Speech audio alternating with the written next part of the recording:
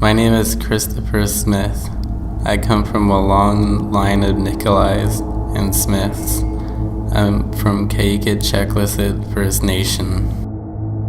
My name is Brittany Gillette. I come from the line of the Dragons and Gillettes. I'm from Kyuquot First Nations. Our digital story is about how impossible it is for off-reserve people to get traditional foods.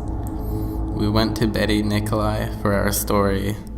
She did not want to be on audio, so I will be doing it. When I was younger, it was so much easier to enjoy what we had. We did not know what poverty was. We did not know what the craving for fresh salmon was. It was easier to get a hold of fresh fish or fresh seafood. My dad would just go out fishing and get any amount needed, even other seafoods such as tutsub, which in our culture is sea urchin. Hayashtup is chitin. Now these days, it is hard to get it either way, fresh or frozen, especially fresh. These days, whoever does the fishing keeps the fish they catch. If we're lucky, there will be food fish. Due to overharvesting by fish companies and our nation, there is no way of getting any kind of seafood for our off-reserve people.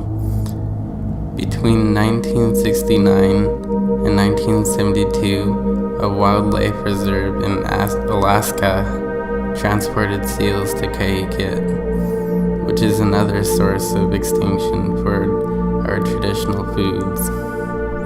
The only time our people off-reserve could get their hands on our traditional foods was when we catered potlatches for on-reserve people, and it was in small amounts and for special guests. Afterwards, we got what was left of it, and maybe some more if we were lucky. My mother told me a story about herring. Herring have a remarkable memory, and they know where to go to spawn every year. And we meet the herring at their rows every year. She said the herring's habitat was tempered with too much. The herring got taken to fish hatcheries, and herring eggs overharvested and sold overseas. Since this happened, the herring do not know where to go. They have no memory, no more landmarks in their memory. Because they were moved, they didn't know where home was. Food is a big part in our culture.